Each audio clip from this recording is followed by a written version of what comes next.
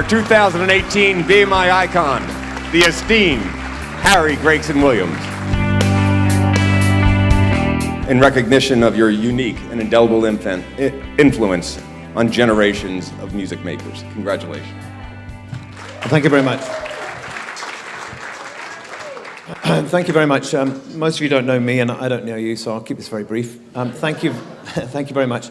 I do feel incredibly fortunate to be even here tonight, and the truth is I do recognize how properly lucky I've been to have gotten to have the opportunity to score so many amazingly different films over the past 20 years or so. And it's not difficult for me to see how this came about and who made this possibility for me. I'll tell you very briefly. After a somewhat truncated spell, some would say, at the Guildhall School of Music and Drama, I moved into teaching, where the two things that I was reasonably good at, which were music and sport, things that I loved. And my first step into the world of film composing, a world that I didn't know at all, world of making music to pictures, was as an apprentice to the uniquely talented composer, Richard Harvey, my friend who's here tonight. Well, he just so happened to have the coolest studio in London, as far as I was concerned, just off the King's Road. And more than that, he also ran a ramshackle cricket team that played on Sundays called the MCC, not the MCC actually, the Musicians Cricket Club, and I spent 5 very happy years learning the ropes under him as his composing assistant. Well, one day towards the end of that time, Richard called me to take care of take everything out of one of the studios in his place. I couldn't really think why. I mean, he said everything, and he meant everything: speakers, the mixing desk, everything, the couch, because a Hollywood composer was coming to take up residence, and that person was Hans Zimmer. And the inimitable Hans Zimmer showed up and moved all his crap in there.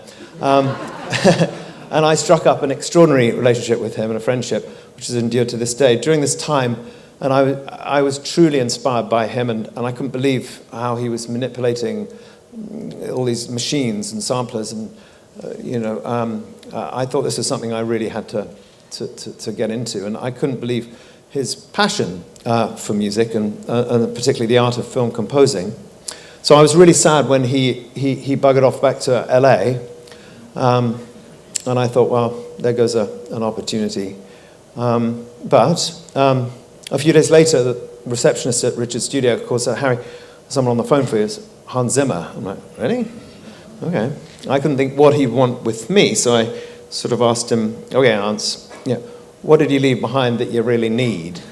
Thinking it would be like an M1 or a D50 or something, MIDI lead. And he replied, "You." And that was it. So I'd kind of left for the airport about then. And the following week, I was in Santa Monica, and on a one-way ticket, which you could do pre-9/11, and it kind of played into his hands because he didn't have to pay me because I wasn't on the right visa. And he kind of pushed stale bread and water under a door and said, "Come out when you've learned how to use a computer and music." I lived there and procreated there for the last 23 years. Many of the highlights of the last couple of decades for me have been happy collaborations with other people who are far more talented than me. Trevor, Rabin, my good friend, who we were thrown together to do these madly successful movies, Armageddon and Enemy of the State, and he's here tonight.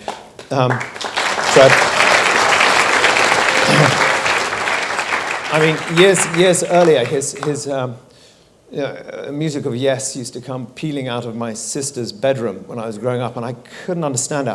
I was a chorister at St. John's in Cambridge. I didn't get this music that was just storming out of this bedroom. And years later, there was scoring a movie with this chap, and it was amazing. So John Powell, I did, was a pretty decent composer. We did Ants and Chicken Run together. I teamed up with Hybrid, a wonderful DJ outfit. Chris Healings is here tonight. Imogen Heap on Lion Witch in the Wardrobe. Regina Spektor was another girl that I met on this travel, this journey, and she did the end title song for Prince Caspian, with me for the second Narnia movie. Even Tricky found his way into my studio, and we did a song that got completely rejected for a movie that you didn't see. But he was a funny bird. And I recently worked with Perry Fallon and Tony Visconti on Perry's recent album and did the string arrangements, which is kind of bizarre, but that was fun. And Trevor Horn and Sinead O'Connor, and the list goes on. I worked with Michael Kamen before any of this even started, and I know Sandra Kamen is here tonight. So, of course, I wouldn't be standing here had I not had a significant input from BMI. And that significance still plays to this day. Their guidance and support, along with my agent Sam Schwartz, have been unwavering. And I'd like to really sincerely thank Doreen Ringeross, Alison Smith and Mike O'Neill, and everyone at BMI for this lovely award. As you can see, I've been a very lucky person. Thank you.